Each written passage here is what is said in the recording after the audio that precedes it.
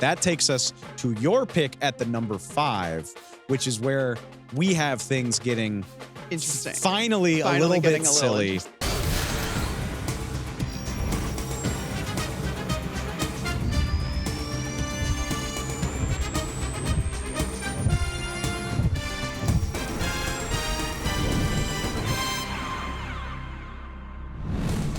Welcome into the NFL on Fox podcast. I'm Dave Helman. Welcome in to what we're calling Mock Draft Monday. The frenzy of free agency is over. Yes, there are still some players out there waiting to sign. We'll keep you updated on all that. But with March nearing its close, it's my favorite time of year. We can focus on the NFL draft. April 25th, it all starts. We're going to put an eye toward that starting today as we go through a post-free agency mock draft. You're going to want to stay tuned for that. You're going to want to stay subscribed. As I always tell you, make sure you're following us. Make sure you're subscribed on Spotify, on Apple Podcasts. We have a YouTube channel as well at NFL on Fox. You can find us on Instagram at NFL on Fox Pod. That is our handle across all social media. I like Instagram. I like reading all of your fun comments there when we post videos. It's my outlet of choice, but make sure you're subscribed wherever you get your podcasts. We will have you covered. Any breaking news, draft analysis, heading up to, as I said, the NFL draft. And we're going to start it on this Monday in style because I wouldn't do this all by myself. It's just way too much talking. So as I have often done here in this offseason, I'm going to bring in a good friend of the show, somebody who's going to help me go through a post-free agency mock draft. Carmen Vitali, Fox Sports NFC North writer, is once again on hand. Yeah, I'm so excited to be here. I appreciate it. Look, I mean, you cover the NFC North, and like, which controls the draft board. It's so like fortuitous that you would be in a position to help us in a year where the Bears are officially going to pick a quarterback number 1. They have 2 top 10 picks. The Minnesota Vikings have all of a sudden accumulated all this ammo, which you called on our very show. I did. That's true. Before they made the move to get the extra first-round pick. Ever made that trade. I made that call. It looks like the Vikings are going to use that ammo to go up for a quarterback. So the NFC North is about to put its imprint on the NFL draft in a big, big way, if I had to guess. So let's not beat around the bush too much. Let's just hop right into this. And I think we can do the top of this very quickly because the Chicago Bears are on the clock. Yeah. They were in Los Angeles last week for USC Pro Day. I wonder why. They got there early. So Matt Eberflus and Ryan Poles were there not only for Wednesday's Pro Day, but they were also there for Tuesday's practice. So I have to think that there's a little bit of interest there. So, yeah, I mean, we don't need to drum up fake interest or fake drama. We've got some wonderful graphics here in the studio to take us through our mock draft, which you and I compiled together.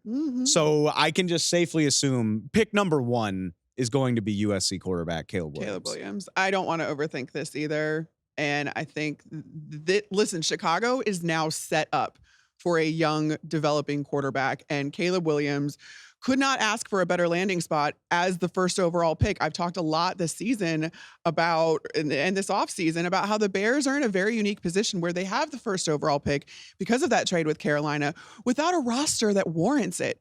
This is not your typical roster that a first overall pick is going to go to. Caleb Williams has a 1-2 veteran wide receiver punch in DJ Moore and Keenan Allen now. He's got a stable of running backs. Headlined now by DeAndre Swift. They've invested a lot. The Chicago Bears have invested a lot in the offensive line to make sure that Caleb Williams or whoever's under center there is going to be protected. And for this exercise, Caleb Williams should be really happy to come to Chicago. Here's my cynical take on it, and we'll move on. Of course. I think Caleb Williams is a great player. I think he's going to be good. I like him a lot. I would draft him first.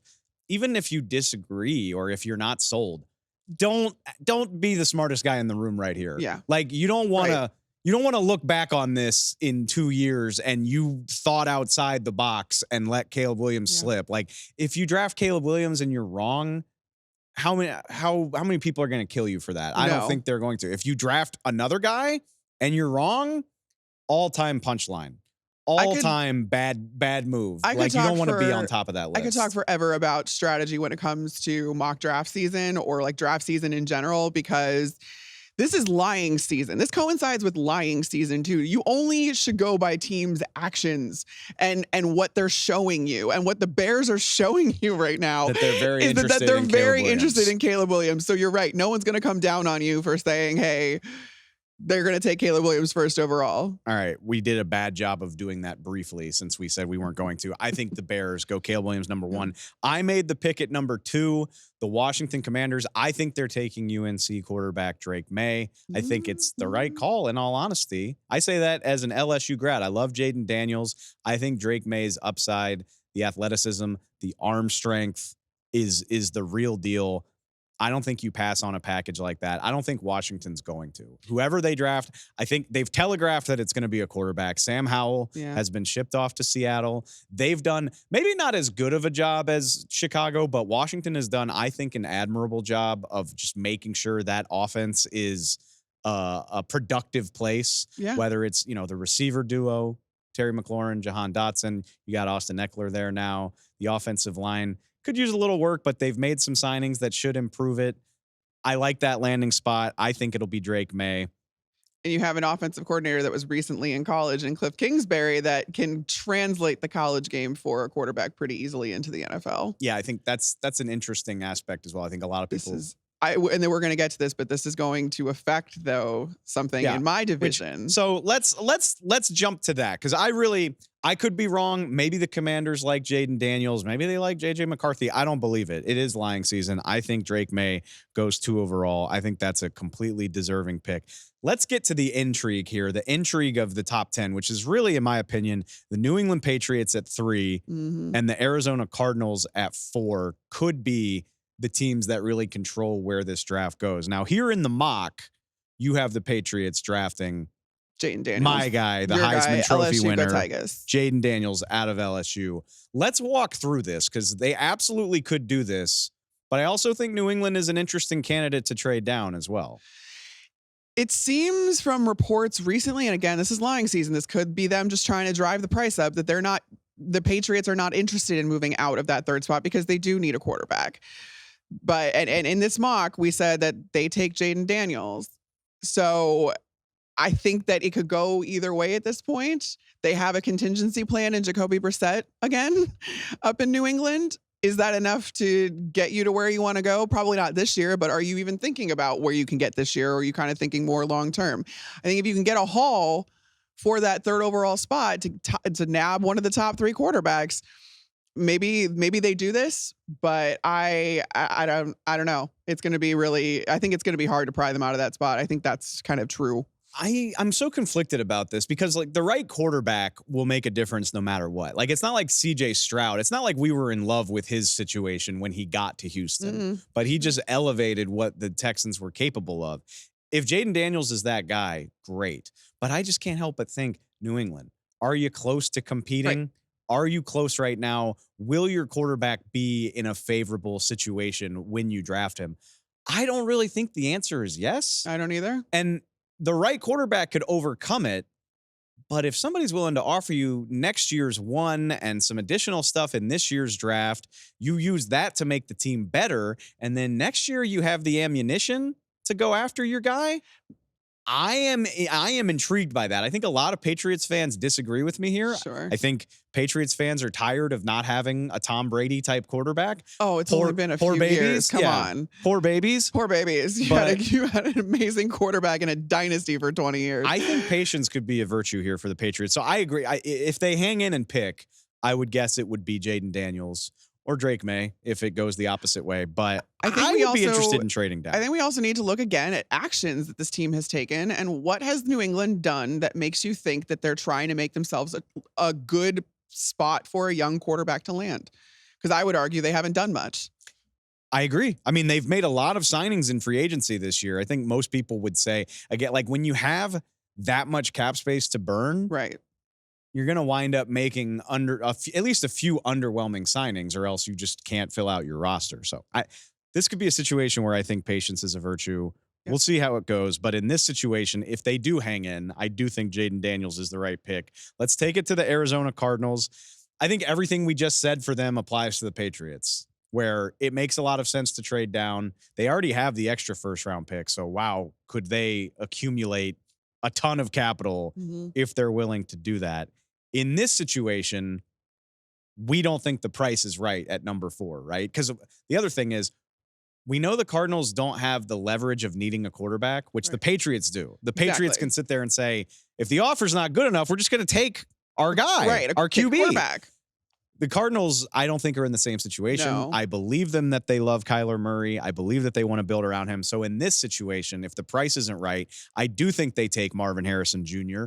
No, I don't care that he didn't work out at his pro day. I don't care that he didn't work out at the NFL Combine. No. Turn on the tape. Watch the guy play. I think the Cardinals are well justified in taking Marvin Harrison Jr.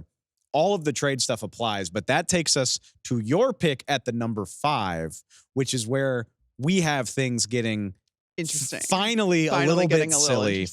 Because this is where we have our first trade going down. Because it won't be, in our opinion, the LA Chargers making this pick at number 5. This was my pick, Minnesota Vikings moving up into the top 5. My thinking behind this is, from everything I've heard, Minnesota really likes Drake May. But you have Drake May going to the Washington Commanders. So now Minnesota is faced with the choice of, okay, can we get J.J. McCarthy? And I think J.J. McCarthy, this would be a wonderful landing spot for him because of the fact that you have Kevin O'Connell and now Josh McCown in that quarterback's room that can bring along kind of a developmental prospect. And I do think that for everything, all the traits that J.J. McCarthy has that would translate to the pro level, I still think he's a bit of a project. They have the bridge and Sam Darnold, all of that kind of stuff. If then you have to go to your second choice because Drake May is already off the board, I don't see them having to trade. If they can't trade with New England into that 3rd spot, which I don't think they would if Drake May is off the board, they're not going to trade into that 4th spot either when Arizona, just as like you mentioned, doesn't need a quarterback, or we don't think we'll need one. So that leaves you with the Chargers pick at number 5. You want to get ahead of the New York Giants if you're the Minnesota Vikings, because absolutely do. We absolutely think that they could maybe be a candidate to take a quarterback in this draft. That is the sweet spot, I think, for the Minnesota Vikings then if they don't get their first choice. And then you make J.J. McCarthy a top 5 pick, which you can argue that to the cows come home. But Minnesota did not make that trade to get another first-round pick to not take a quarterback high in this draft. And it's probably going to cost you a future one, but that's the cost of doing business when you're trying to get into the top 5 and teams know that you're desperate to move into that and get a quarterback. We think pick 11, pick 23, a future one, maybe that's enough to get it done. Maybe you throw in like a 3rd or a 4th round pick this year on top of that. Yeah, I think that makes too much sense. And I think having that extra first round pick it gives the Vikings a package that not many teams can compete with. Right. Again, the New York Giants are a perfect example. They trade for Brian Burns. They lose pick 39 in the process. And now what do the Giants have to offer? They're like, we can give you 6, pick 47, and next year's 1. Is that better than the Vikings' ability to offer you 2 picks in the first round right now, today? And then another one next year, and then maybe something on day 2 or 3 this year? So I don't think the Giants can compete with that, and that's why I have the New York Giants taking Malik Neighbors. Makes a lot of sense. If you're going to have Daniel Jones, you might as well make life easy on him. It's lazy, and I'm sorry about it, but Malik Neighbors is very Odell-y.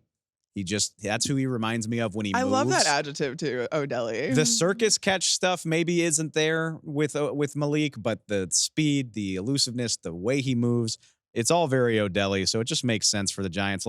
I'm going to speed this up a little bit. The Tennessee Titans at number 7, I think signing Calvin Ridley in free agency kind of telegraphs this. Their offensive line is a mess. We don't know who it'll be. There are so many great tackles in this draft. We have them taking Notre Dame tackle Joe Alt at 7. Yeah. It could be any name, but I'll bet $50 it's an offensive tackle. We'll get producer Justin in the back to chime in and see if he thinks we're crazy. At number 8, I think the Atlanta Falcons are in this amazing spot where look at all the work they've done on offense. Kirk Cousins speaks for himself. Darnell Mooney added to that offense. Rondell Moore added to that offense. The line was already pretty good. I think the Falcons, all the way back at 8, get the first defender of this draft in Dallas Turner. They've needed an edge rusher for years. I think Vic Beasley's magical 2016 season was like the last time they had a difference maker at edge rusher. So that's what I think that'll be. And that takes us to the next bit of craziness, which also involves the NFC North. Because shocking, isn't it? We don't have the Chicago Bears. Maybe just as unsurprising as them taking Caleb Williams would be the Bears trading out of this pick, which is what we have them doing. I do, because I think that, listen, the Bears have 4 draft picks in this year's draft now. That's not enough for Ryan Poles, even with the limited number of holes that they need to now fill on this roster. I do think that with Ryan Poles' history too, he wants to trade down. The issue is going to be, how far can you trade down? Who is going to want to come up into that top 10? Who's going to want to jump the Jets for whatever position? And I have the LA Chargers doing it, but only from pick number 11, because this is kind of where reality sets in for the Chicago Bears. You're not necessarily going to be able to get a haul for that number 9 pick, but you are going to be able to get a little bit. I think the compensation we had was about a 3rd rounder, and we used the trade last year where the Bears moved down from number 9 to number 10 with the Philadelphia Eagles, gave up a 4th round pick. So we have them getting a 3rd round pick back for moving down 2 spots, which I think is a great deal. It's just not a haul. Yeah. But I also think that, listen, you're not... This doesn't all magically work out. It takes 2 teams to tango here. Yeah, this is the thing that always gets lost, is you just say trade back for a haul. Then you have to look at the teams behind you, what they might want and what they might have. Like everybody, and maybe I'll be wrong, everybody keeps talking about the Denver Broncos moving up. And to that I say, with what? With what? They don't have a 2nd round pick. They have pick 12, pick 76. So like they could theoretically make that jump. It would cost them their 3rd rounder. And then, so what? They pick 9th? Once in the top 100? Yeah. I don't see that happening for a team that needs a lot of help in the draft. Exactly. Same thing could be said for a team like the Seattle Seahawks. They don't have a 2. The list of teams that could make a move like this is just not long to me. So I think this is realistic. I think it'll upset Bears fans because they probably want a lot more. Right. I don't know if that's realistic. I want to throw out the other scenario that I kind of toyed with, which would be the utopian ideal scenario, in that the Carolina Panthers, who have 2 2nd round picks, could package those with maybe something else to move up into the 1st round. But that is so costly to move from the 2nd round into the top 10. Yeah. And I just don't know that the Panthers are going to do something like that.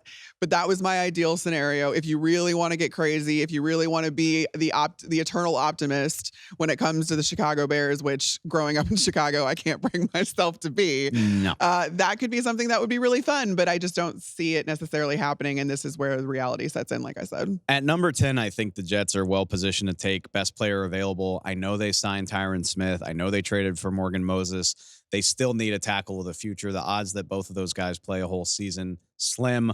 Olu Fashanu would be, out of Penn State, would be a slam dunk pick there. At number 11, Brock Bowers. Maybe this will piss Bears fans off because you already have Cole Kmet. You already have Gerald Everett, who signed in free agency. This, again, is just a BPA situation where Brock Bowers could do so much for a young quarterback. Maybe they used this pick to address offensive line, but we had some fun with this and took the fun playmaker. I also did that because the Bears' new offensive coordinator, Shane Waldron, is known for using multiple tight end sets, especially when it comes to setting up play action. So this is going to be a priority for this Bears team, and Brock Bowers is easily the best tight end on the board. All right, we're going to go through rapid fire a little bit in the middle. Like I said, I don't know how the Broncos move, and I don't think there will be a quarterback there for them unless they want to overdraft Bo Nix or Michael Penix. Quinion Mitchell makes sense. You pair him with Patrick Surtain. Another cornerback off the board. The Las Vegas Raiders focus on their secondary with Terrion Arnold out of Alabama. Back-to-back Bama players, because I think the New Orleans Saints at 14, maybe they're not painted into a corner, but they really need offensive tackle help. The Trevor Penning pick hasn't aged very well. Ryan Ramczyk dealing with some injury issues. J.C. Latham out of Alabama makes a ton of sense. Fun pick from you. Midwestern team in the Indianapolis Colts taking a good old-fashioned Midwestern boy and Cooper DeJean, the Iowa cornerback, being a top 15 pick. And I do You see him toward the back end of the first round a lot. I think the athleticism And the is versatility. going to win That's out the thing there. is you don't know if he's a corner or a safety. He could move, and the way that secondaries are so fluid these days, that's going to be a slam dunk of a pick for whichever team ends up with Cooper DeJean. All right, one thing I want to talk through. We have another trade here at 16. I have an in-division trade. The NFC West getting a little goofy with it. I have a hard time believing the LA Rams aren't going to do something aggressive in this draft. So I've got them jumping up with Seattle from 19 to 16. And look, we did the homework here, okay? Like I said, Seattle is without a second-round pick because of the Leonard Williams trade last season. The Rams have an extra third-round pick because they lost Raheem Morris to a head coaching job. NFL rules stipulate you get a third-round comp pick when that happens. So the Rams have a third-round pick to burn. The Seahawks need extra picks. A third-round pick, Rams jump up to 16. They get Amarius Mims. Again, a team that is building the hell out of their O-line. Both of the Rams tackles are on the older side, the backside of their career. I like that move a lot. You have the Jacksonville Jaguars taking Nate Wiggins out of Clemson. Need cornerback help. They need a lot of help. Even after being big spenders in free agency, they need a lot of help. Cornerback is one of their bigger needs. Cincinnati Bengals, just let me have my homer pick. I was going to say, you're literally wearing an LSU. Brian Thomas Jr. to the Bengals would be a hell of a lot of fun. That's all I'm saying. Sure. It doesn't make perfect sense because they need a replacement for Tyler Boyd, who is a slot receiver. Brian Thomas Jr. is not a slot receiver. No. Figure that out later. You can trade T. Higgins now. You could play all three of them and Jamar Chase can play in the slot if you need him to. You can do whatever the hell you want. The Bengals, their success is due in part to their receiver core being so dynamic. I say go for it. Trading back, adding the extra third.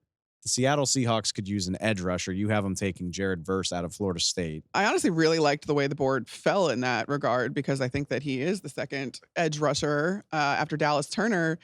And yeah, that's the number one need I see for the Seattle Seahawks is needing, again, now you have a defensive coach too. Like you're really another defensive coach, I should say, and Mike McDonald. You're going to need some reinforcements there when it comes to his defense.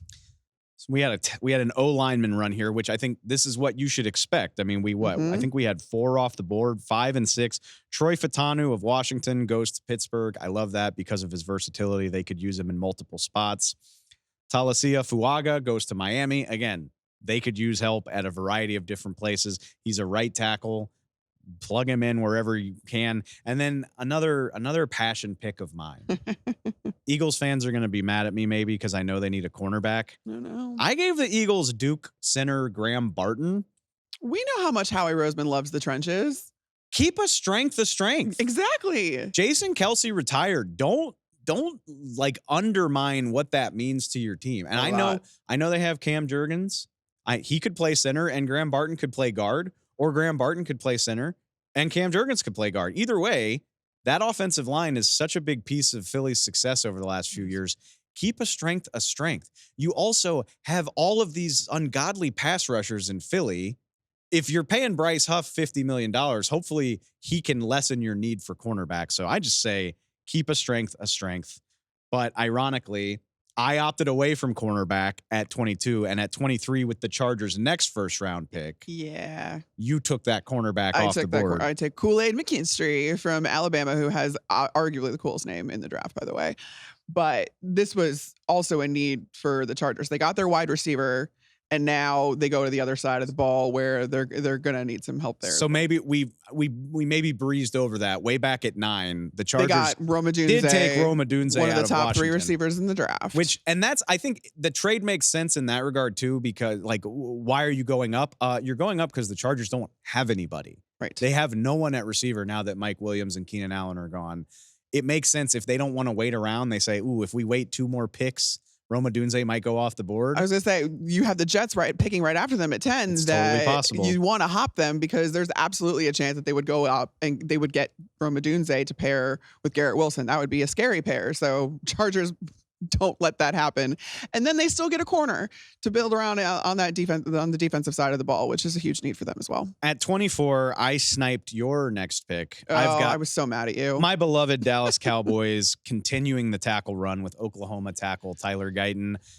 I genuinely think the Cowboys are going to deny this. I do think they're painted into a corner.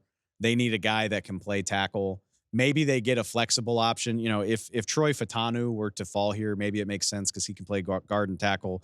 Tyler Guyton, draft a tackle and hope for the best. I'm not sure what other options are available to the Cowboys, but that does really hinder screw with my 25th overall the Green pick Bay Packers. for the Green Bay Packers, because obviously they lost David Bakhtiari. You have Yash Nyman, who was a swing guy. You have Rasheed Walker at that left tackle spot, but he wasn't the guy for all of last season. The Packers did so much when it came to trying to figure out who the best five was on that front. And I absolutely think that they are going to need tackle help, but I did not like the value for anybody past Tyler Guyton. So I went to the other side of the ball for the Green Bay Packers, as they've done very recently the last few years. They always do. Every damn year. Every year they go a defensive guy, and this is no exception because they get another guy for that interior rotation. You have Kenny Clark kind of aging. He's still a really productive player, don't get me wrong, but he needs some help on that interior. And you go Byron Murphy the second out of Texas. Why not? Kenny Clark he's old by NFL standards in terms of snaps played, but he was so young coming in. He's still only like 28 years old. Which is incredible. The oldest player on the Packers, one of the oldest players on the Packers now that David Bakhtiari is gone. Well, now he's got some big time help in a first round pick out of Texas. You also, your former beloved Tampa Bay Buccaneers, well known. Not former beloved. They're still my beloved Tampa Bay Buccaneers. Always They'll beloved always in the be Tampa market. my beloved Tampa Bay Buccaneers. Jackson Powers Johnson out of Oregon makes a heck of a lot of sense there. As much as I love Robert Hainsey, who has been manning that center spot since Ryan Jensen now retired due to injury. Congratulations, Ryan, again. They have some issues on the interior and they need to figure out. I absolutely think that Robert Hainsey, who was initially a guard for them, can go back to that guard spot. And then you get a center like Jackson Powers Johnson, who is arguably the best center in this year's draft. I think that would be a really great pairing. Tampa Bay knows what to do with linemen. They know how to develop them, as evidenced by the fact that they decided to switch Tristan Wirfs from right tackle to left tackle, and that worked out incredibly because they know how to evaluate and draft offensive linemen. That would make their line a hell of a lot of fun. I love the symmetry of what we did for the Arizona Cardinals. They wound up with Marvin Harrison Jr. I do think it's very possible they trade back, but nobody's going to complain if that's their 4 overall pick. And then way back at 27, they get one of the best edge rushers in this class, Laiatu Latu out of UCLA. I think they would be, I mean, if he falls that far, that would be an upset in and of itself. Sure. You get a foundational piece on offense, a foundational piece on defense. This is another team that hasn't had a great edge rusher in quite some time. At 28, it's probably not going to happen because it's so obvious. Like, everybody and their mother is drafting the Bills a speedy wide receiver. I like fun. I like fun. That's all there is to it. Adonai Mitchell out of Texas, I think. I love that Xavier Worthy ran fast. I like Adonai Mitchell as an overall receiver better. I think he can do a few more things for you. I love the idea of him in that Bills offense. At 29, the Lions just keep loading up in their secondary. Am I right? They have no choice but to continue to load up the corner and the safety spots because of what happened not only last year, but the year before. They were decimated with injuries in that secondary, and that's honestly their only weakness that you could have really said was a consistent problem over the last year. They want to make sure that doesn't happen again. They already got Carlton Davis to be their cornerback 1. They have some flexibility at safety, but they need another corner to kind of bring in that rotation and and insulate against these injuries. I was a little torn, though, between Enos Rakestraw and then Darius Robinson, who's an edge guy, because we saw what Detroit did with their defensive line last week or 2 weeks ago now. I got really excited about DJ Reader to come in on this podcast. Sure did. You have Aiden Hutchinson on one side. You now have Marcus Davenport on the other side of that Detroit line. But as we know, he's had some injury issues. So I thought, well, maybe have another guy to add to that edge rotation, insulate against the fact that maybe Marcus Davenport could be injured. But I think with DJ Reader and Aiden Hutchinson, even if those are the main guys that you have on that defensive line, not to mention my favorite, Aleem McNeil, on that interior, I think that's enough to generate pressure, whether or not you really get all of that production out of Marcus Davenport that you're hoping for. That's why I ultimately went corner, because I know this is it's a sore subject in Detroit. This is what I've heard. This is what guys have told me. but I was also very on the fence about the other Mizzou guy. Well, let me tell you how this goes. And this fits. It doesn't matter where the Ravens are drafting. They could be at 14. They could be at 30 as they are this year. They're just going to hang out and wait for a badass football player to fall to It them. always works out that way for them, So doesn't it? if you don't take Darius Robinson, I've got the Ravens doing it. A 6'5", 285-pound freakazoid, draft him to a team where they're going to find a way to get pressure regardless. Even with Mike McDonald off to Seattle, I'm sure they're going to keep that going. Yeah. You load him in there at edge rusher, see what he can do, see what he can blossom into. 49ers, another team that I wouldn't be surprised if they do the exact same thing. Although, not to get too deep in the weeds, I'm starting to wonder if like a draft night trade involving Brandon Ayuk could become a 49ers storyline. It's a fun thought. I don't get it. I don't get why the 49ers wouldn't want Brandon Ayuk on their team, but I mean, he might be the most underrated. Brandon Ayuk might be the most underrated receiver in the NFL. And I'm not just saying that because he went to my alma mater in ASU. But this guy does not get his due. And I get it. He's overshadowed by Deebo Samuel and Christian McCaffrey in that offense. But what he brings and the decisions that he forces defenses to make because of those other guys too, he's incredibly productive. And I will never understand why Brandon Ayuk does not get his due. Maybe he will get his due if Perhaps. He's traded for a major pick on draft night and immediately signs a huge contract. That's reckless speculation on my part. I love it. If the 49ers don't do something like that, it makes a ton of sense. Again, keep a strength. Chop Robinson out of Penn State, going to San Francisco. There's no immediate pressure for him to start. Obviously, when you have Nick Bosa, they signed Leonard Floyd. No pressure to do a whole lot as a rookie, but it's a high upside pick. And then I will wrap it up with the reigning champs. I said that I like fun. It is a lot of fun to put a receiver on the Chiefs, but with the news that they just signed Hollywood Brown, it's awfully noticeable that they haven't done anything about left tackle yet. Yeah. Maybe they bring your guy Donovan Smith back for another year. They could. Or they could hang back and draft Kingsley Suamataia. I'm so sorry, Kingsley Suamataia. There you go. To be their left tackle of the future. I love that pick for them. I love drafting of a high upside guy, a guy with a lot of talent who could step in and start right away, or maybe you bring Donovan Smith back on an affordable deal and let him grow into the role. Either way, this is a pick for 5 years, as well as potentially a pick for 2024. Fun fact about Kingsley. Yeah. And also an NFC North fact. He is cousins with Penei and Noah Sewell. Hey, okay, if he's related to Penei Sewell, I'm even more sold on this. I'm sold. Than I already was. Yeah. I love a move like that for the Kansas City Chiefs. It's easy to like whatever they do, though, when they've won back. When they've won back with, especially with no one at wide receiver. Like, why are they going to take a wide receiver when they had no one? And it's already better than it was last year. And it's already better than it was last year. The rich get richer. The richest of all is the NFL on podcast for having you, Carmi V, help us go through a post-free agency mock. I'm sure we will do more. Corny. I know it was. Just keep it pushing. I'm sure we'll do plenty more of these as we get closer to the draft. There's so much more draft content to get to, but we appreciate you stopping by. Literally anytime. I'm just as big of a draft nerd as you are. We'll put that to the test. Thanks, Carm. Thanks. One more reminder before we get out of here. Our NFL head coaches bracket is live on the YouTube channel at NFL on Fox. Head over there. Make sure you vote on our bracket. So while you're watching March Madness, you can keep an eye on our coaching bracket. Tell us what you think of our seating. Help your team's favorite coach go on a run, or depending on who your favorite team is, maybe you want your coach eliminated early. I don't know. Either way, head over to the YouTube channel, put a vote in. Also, while you're at it, I ask you to subscribe every week. Make sure, go follow us. Go give us a subscribe. If you haven't before, you know the drill. 5-star reviews really help us out. Tell us what we're doing well. Tell us what we could work on. We appreciate it so much. Make sure you're subscribed. YouTube, Spotify, Apple Podcasts, wherever you get them. That's where you can find us. We appreciate it so much, y'all. We'll be back soon. Talk to you next time.